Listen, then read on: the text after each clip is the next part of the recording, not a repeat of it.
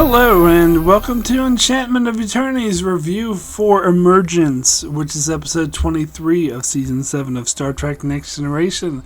This video is a part of a series of videos where I review episodes of Star Trek Next Generation one episode at a time. In this video I cover the 7th season episode Emergence. So Emergence is the episode in which the Enterprise begins to become alive, and it's the holodeck is sort of its brain sphere or its dreams that is metaphorically what the Enterprise wants to accomplish, and they have different characters from all these different holodeck programs smeared together into one, and they each represent a different part of the Enterprise, and their goal seems to be to create a life form. And it looks like they're willing to kill the entire crew in order to accomplish this goal. However, Picard is able to come up with a better solution that will allow them to create the life form without killing the crew.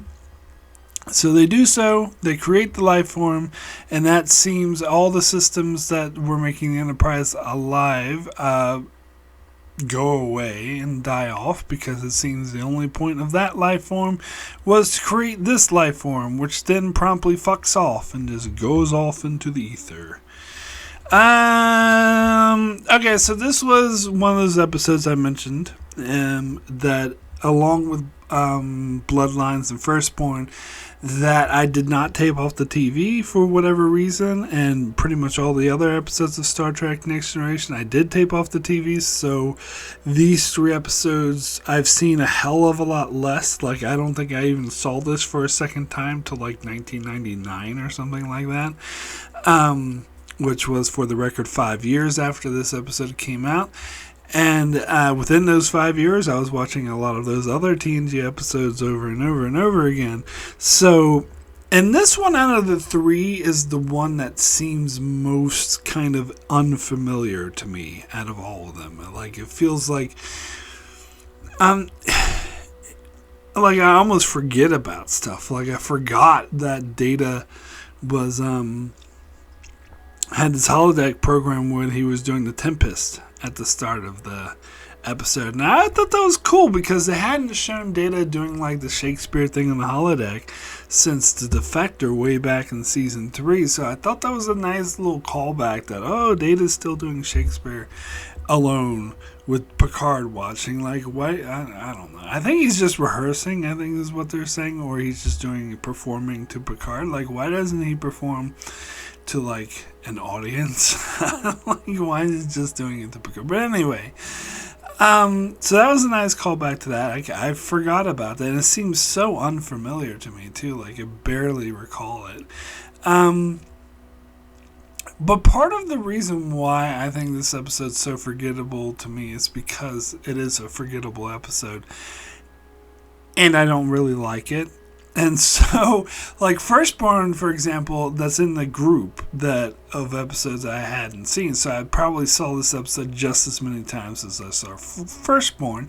But Firstborn stuck out in my mind more. Like, I seem to remember that more. I think more about that. I recall that episode more because it's a good episode. This episode, on the other hand, is dumb.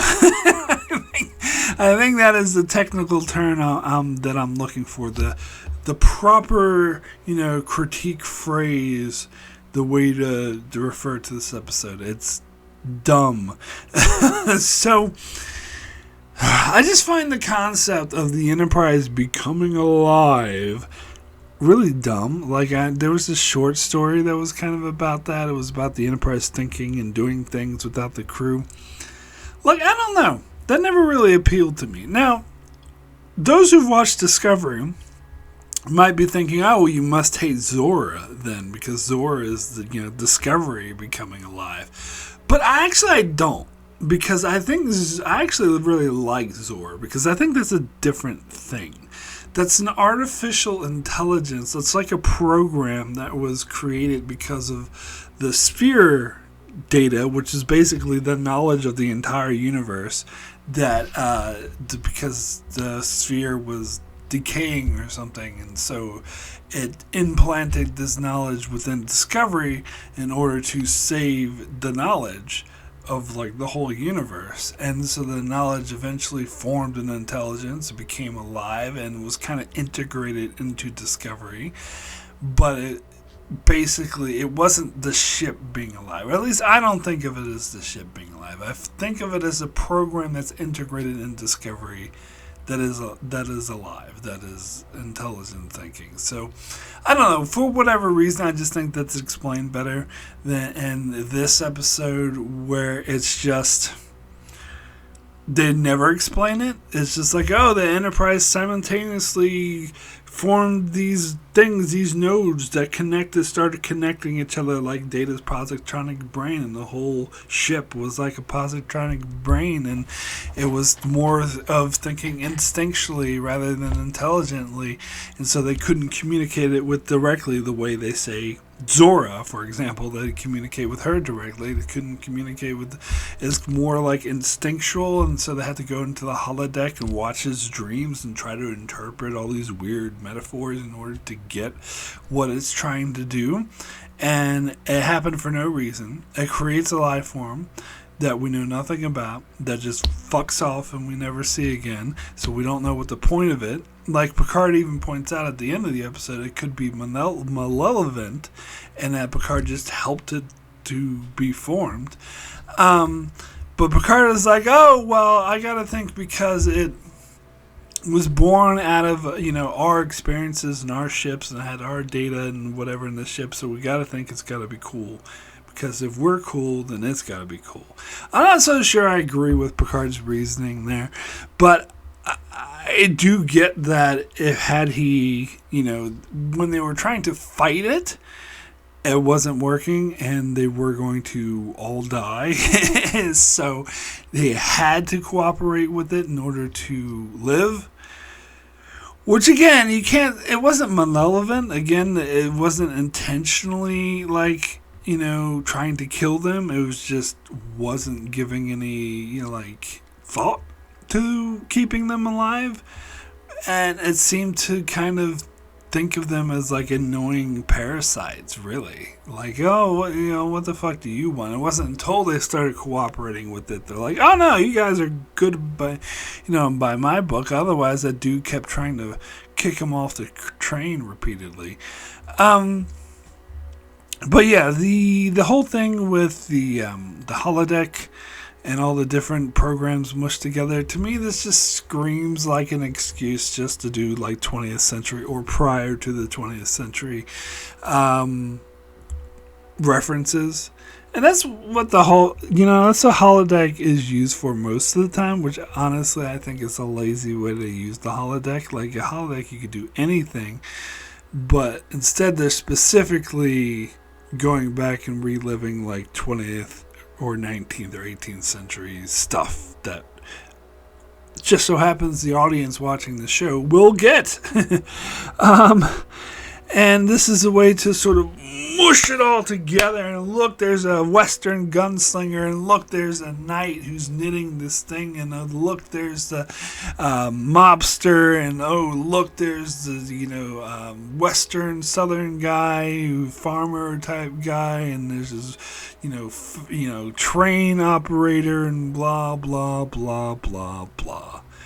It's just a way to do tons of references. And then when they went into the city and the car looked like from the 20s and it kept trying to hit Data or whatever, it's just, look at this, isn't this cool? we're in the 20th century, isn't this cool? And I'm kind of sick of that, and this was a major way to do that. And it's funny, well, to be fair, part of the reason why they did it is because they saved on money. Apparently, this episode was very cheap to film because all the sets that they use already existed on Paramount, for other productions, and they're let's just use them. A good inventive way to save money, I guess, but it doesn't particularly make for a good episode. I just don't find this episode interesting at all. And I find it actively kind of dumb. As I mentioned, the whole thing when the train operator is like, oh, we're going to New Vertiform City. And like, oh, it's supposed to be the metaphor. The brick he's putting in the wall is supposed to be like a metaphor for building this new life form. You get it? You get it? The one thing I would like is at least the head counselor Troi going to holodeck. Usually, when there's something that she should be the most qualified one to handle it, they usually don't have her handle it. So at least in this situation, they did. At least they said, oh, the holodeck is kind of like the dreams or the subconscious of this life form that's controlling the Enterprise. So let's have the fucking counselor go in there and try to interpret it. Thank you. At least you did that much.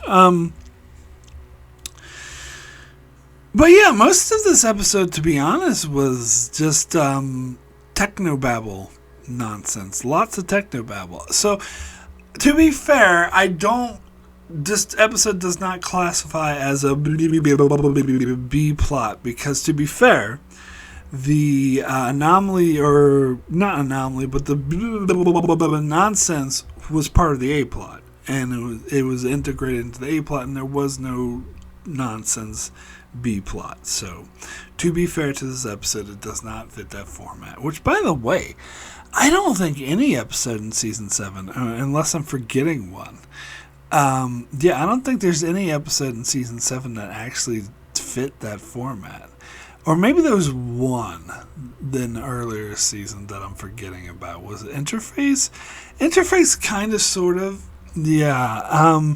Force of Nature was kind of the reverse of that. Like, the anomaly nonsense was the A plot, and the character story was the B plot. So it was kind of the reverse of that. But, so that's one good thing about season 7, at least. Like, season 4 and especially season 5 just got really overboard with doing that format, which I think sucks.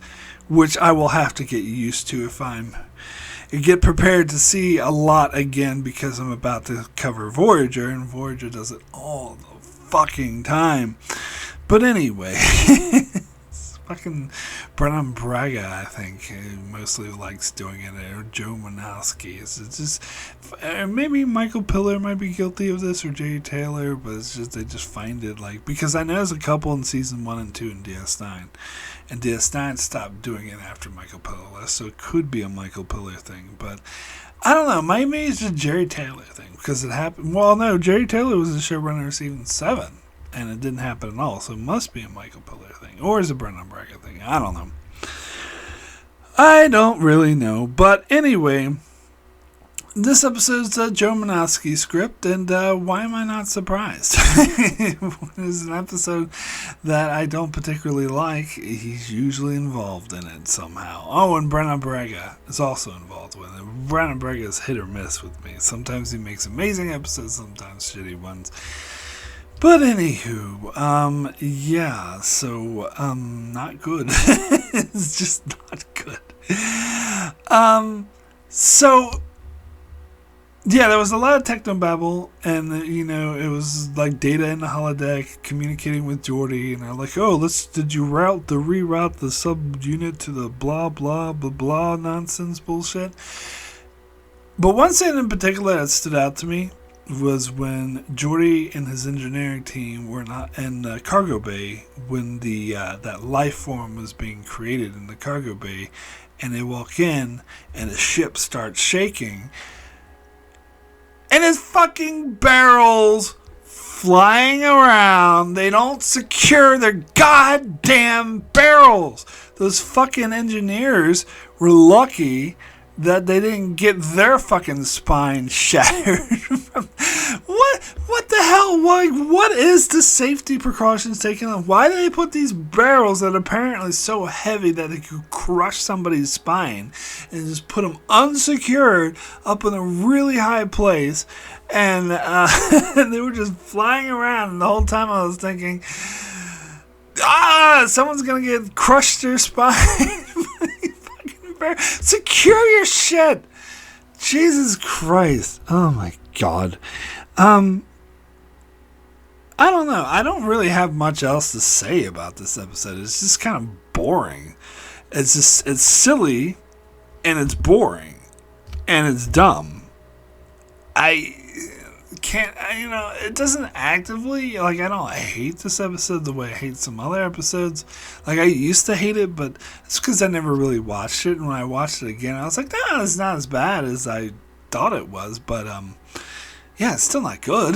It's still not interesting. It's just silly with the making Worf shovel coal into the engine and be like, that will be good now. This is new formed city. It's kind of pretentious, actually, because they're trying to be like, oh, this is all metaphors. But it's just an excuse to do holodeck nonsense.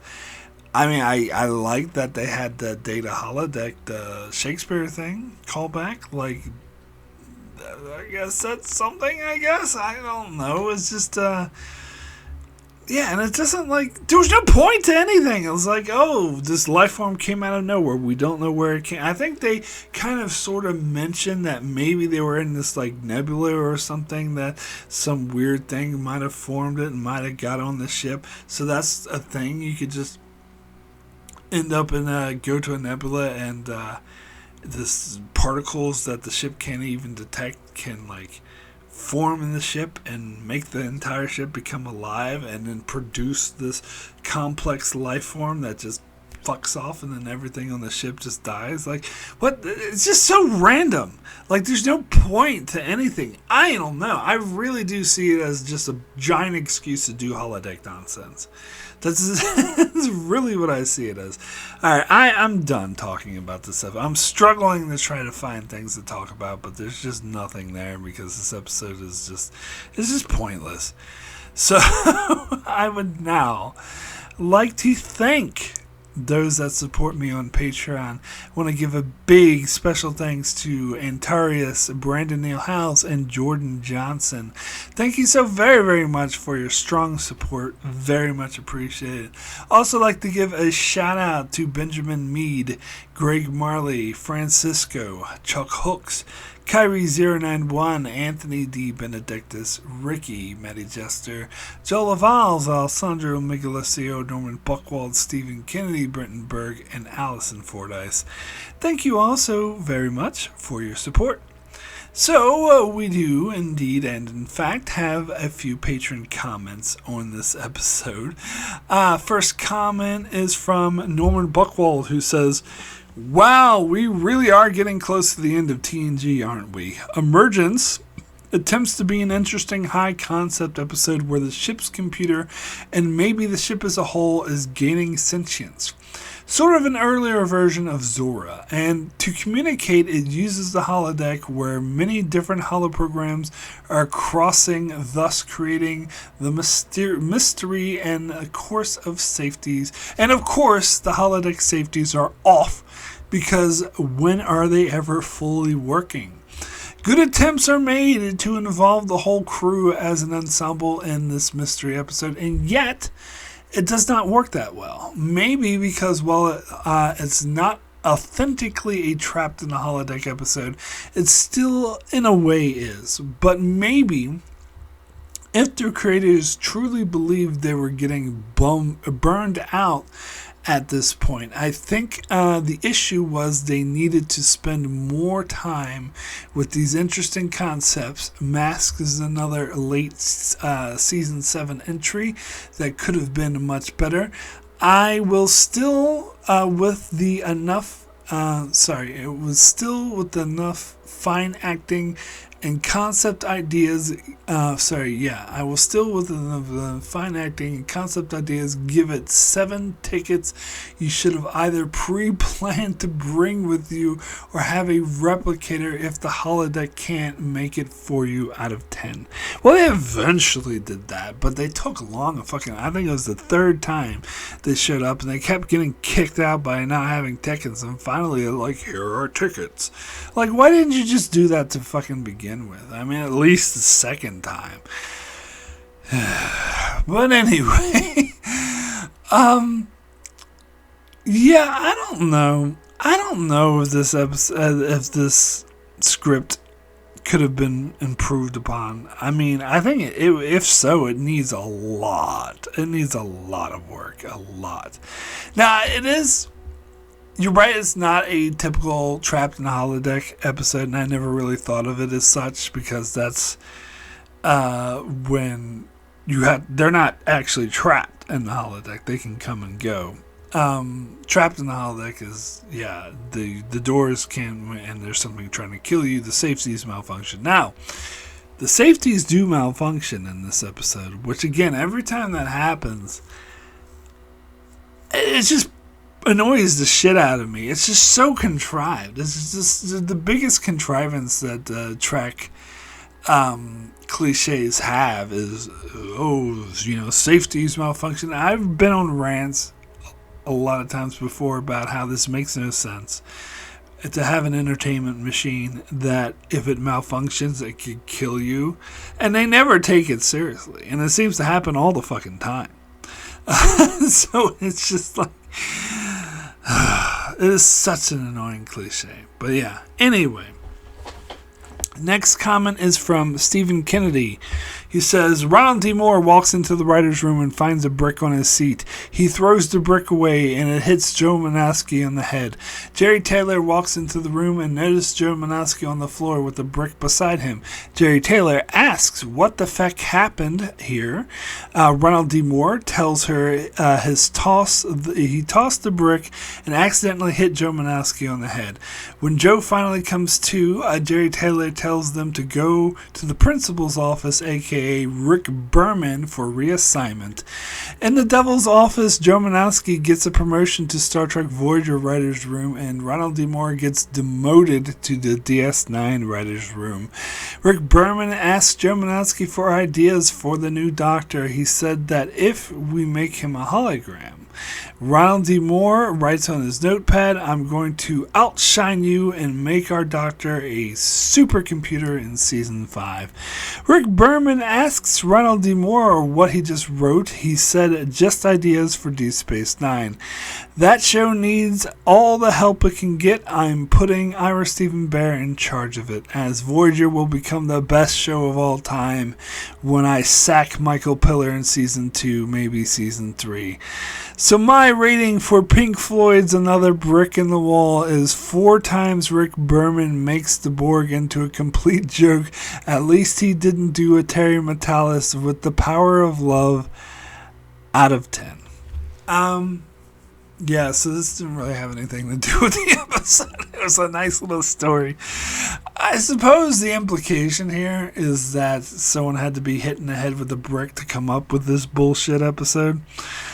That's the moral I get from your story. And how also, of course, that Ronald D. Moore is a great writer and Joe Manaski kind of sucks, and that Rick Berman really sucks at his job, and DS9 is way better than Voyager, mainly because Rick Berman didn't pay any attention to this. So this is all stuff I know. But yeah, so those are the morals I get from your story. And I can't say I disagree with any of that. But I don't know, like Rick Berman, I don't know if I'd say he made the Borg a complete joke. I mean, he was definitely part of it, but it was him and Joe Manaski and Brennan Burga. I blame all 3 of them. And I actually think what they did with the Borg was worse than what Terry Metalis did. I don't know, it's relative. It's hard to say, but yeah, because what Terry Metalis did was pretty damn bad. But yeah. Anyway, I was about to get off on a whole rant about the Borg, but let's not go there. Let's stick to this episode. So next comment is Kyrie091, who says, Emergence, more like booty crap. I couldn't come up with a good rhyme. This episode title is just complete booty crap. I think this one was the one, the whole holodeck is going crazy, and we see different eras smacking together in some type of convergence, which should have been the name of the episode instead of they called it booty crap or whatever they called it. So whenever you can't think of a rhyme, that makes me when I think of one. So, Emergence. Emergence, more like convert. No, that doesn't that doesn't make any sense because that's not negative. You want to think emergence, more like emergency, because this episode puts me in the hospital because it sucks so badly. How about that? No, that's terrible too. But I don't know. Yeah, I can see why you were struggling. Emergence, more like urge. I don't know. Okay, let's move on. I'm not going to think of one. Anyway, next comment is from Jordan Johnson, who says, nostalgia. This was my first TNG episode that I saw live. I must admit that I've pretended to know more about Shakespeare than I actually do by quoting Picard's lesson about Prospero verbatim to a humanities professor to try and impress them. That's actually impressive. I wouldn't say the same thing with Shakespeare, but I would pick up a lot of vocabulary from Star Trek, with Data in particular, sometimes Spock. And I would say, use those words and sentences like casually at school. And they would be like, "Oh, wow, Mark, you have a really good wide vocabulary." And I'm like, "Yeah, this just learned it all from Star Trek." But The Tempest, I actually did read that play. I studied it in college. It was my introduction to English class, and we studied all about it and Prospero and the meaning behind it, how it was about colonization, how North America was being colonized, and it was kind of a metaphor for that. And it's kind of pro-colonization, if I remember correctly. But I never seen the play. I never been in the play for this one. I have done some Shakespeare plays, but not that one.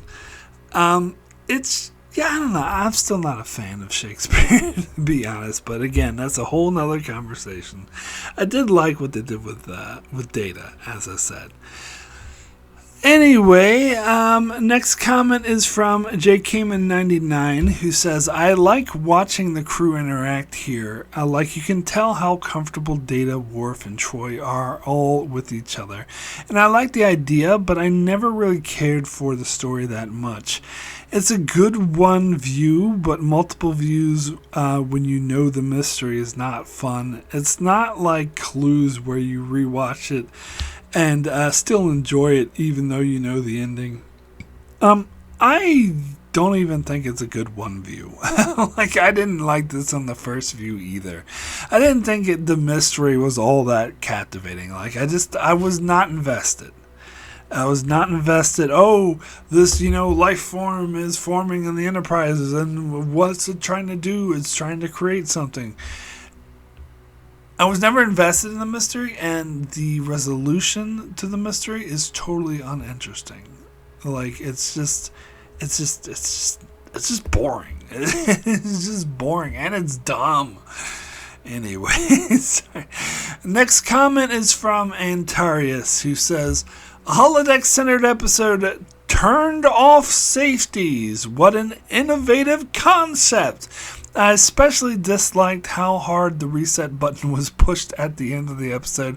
It would have been interesting if the ship really became a full AI like the Andromeda in the series with Kevin Sorbo. Next week on TNG, Troi and Worf spend the honeymoon in New Vertiform City, but then it is revealed that it was all just a bad dream. My rating is a 3 out of 10.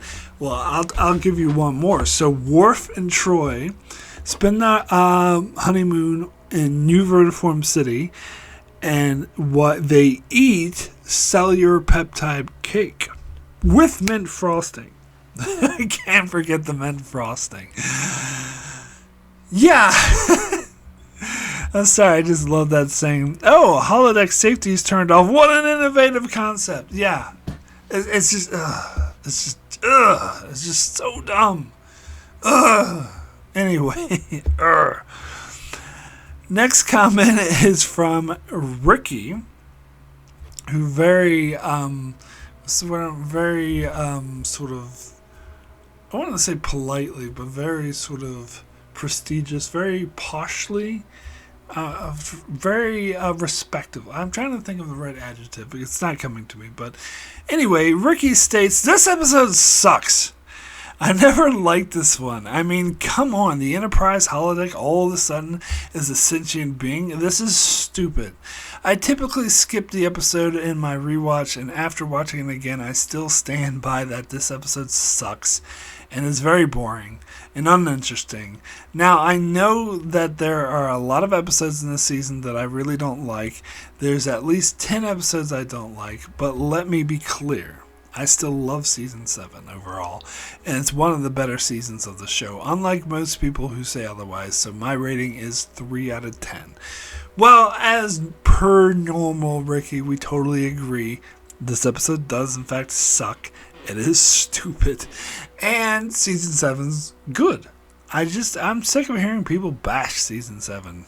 Like, there's, and they point to the bad episodes, but every season has bad episodes. Season 5, to me, is not as good. Like, I think Season 7 is better. Like, Season 5 has more bad episodes, more bland episodes, more boring episodes than Season 7 does. I think Season 7 has more better episodes than Season 5 does. Not that Season 5 is a terrible season, but I just think Season 7 is better. And I'm right. I'm right about this. Y'all can be wrong if you want. But sorry for that. I don't mean it, but I kind of do. But anyway, yes. Just because there's a bad episode in Season 7 is not proof that Season 7 sucks. Just because the worst episode of the entire franchise is in one of the best seasons of the entire franchise. So that means nothing. So anyway, thank you, patrons, so much for your comments. So my rating for Emergence out of 10 is going to be a 3, very poor. Yeah, another 3. Again, it's not as quite terrible enough to give it a 2. I think in the past I would have given it a 1 or a 2. But watching it again, I'm like, it's not that bad, but it's not good. It's just an excuse to do holodeck shenanigans, and the storyline is never explained. It's just, and it doesn't have any point to it. It's just, the Enterprise is alive, creates a life form, then it fucks off. So why do I care? Answer: I don't. I think what the writers want the answer to be is, because there's cool holodeck shit going on. That's why you care. But I don't care. I don't give a shit about cool holodeck shit. And turning the safeties off or the safeties malfunction is the laziest cliche that you could possibly do in a Star Trek episode. So points deducted for that. Like, -3 points to Gryffindor for that, or whatever. I don't know Harry Potter. I don't give a shit about that, but whatever. Just no soup for you. I don't know.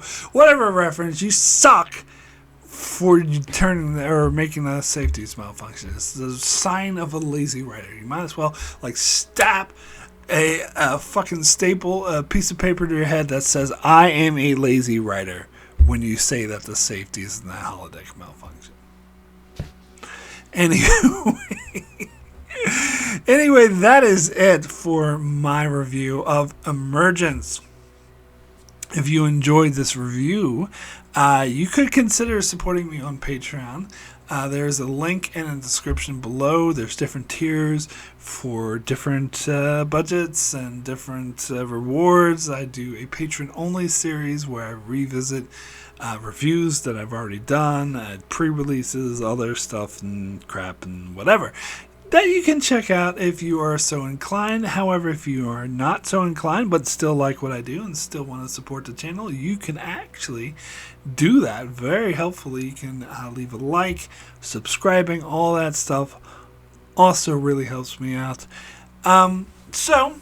Also, if you would like to have your voice heard, maybe you totally disagree with me and you think Emergence is one of the best episodes of the show, you can leave a comment on this video or any video in my top 10 within the first, couple of weeks of this episode or this video being released. Maybe 1 week. I don't know how much time you have. But you can leave a comment with the top 10 your top 10 favorite episodes and your top 10 least favorite episodes. And yeah, it should be in an order from your least favorite to favorite. If it's out of order, if you say no particular order, then I'm not going to count it, because it needs to be in a particular order, because it's going to make a difference when I put all the lists together and add them all up. And at the end of the month, we'll be doing a live stream where I'll give the results of everybody's top 10 best and top 10 worst episodes. So yeah, be sure, if you haven't already, leave that comment before the end of the month. So let's see what's coming up on the old channel next. Saturday will be my review, or Saturday I'm actually going to be over on Patreon doing a revisiting my review for The Wire, good old Garrick episode. Monday we'll be back here for a new fresh review for Preemptive Strike. It will be my final new review of TNG episode, because I've already done All Good Things, so this is it. Final one, Preemptive Strike, this Monday. And then on Wednesday, I'm sliding back over the Patreon for another revisited, this time revisiting my review for Crossover. And then on Thursday, back on my main channel for a patron-requested video. This one, I'm doing the top 10 worst Star Trek character assassinations. Something I talked about in my review for Journey's End, which inspired Patreon supporter to request this video. So yes, we'll be counting down top 10 worst Star Trek character assassinations on Wednesday. So that's what's coming up on my channel. Oh, sorry, not Wednesday, Thursday, whatever. It's gonna happen anyway. Thanks so much for checking out my channel. Be sure to check me out, as I'm just about done with TNG, but I'm still going to be covering DS9, and in a couple months I'll also be starting Voyager. So all that's coming up, so be sure to subscribe so you can keep up with all of that, and thanks a lot for watching.